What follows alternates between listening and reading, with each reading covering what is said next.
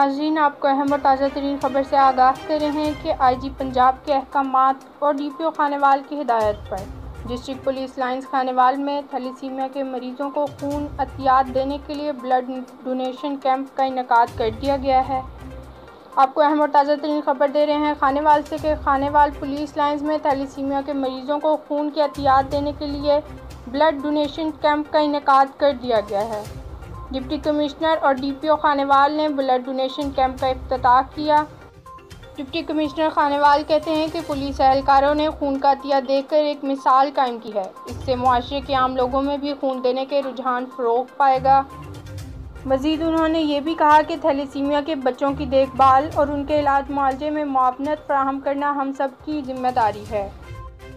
DPO Khanewal का कहना था कि मुसीबत की इस घड़ी में थैलेसीमिया से मुतासरा मासूम बच्चों को अकेला नहीं छोड़ेंगे।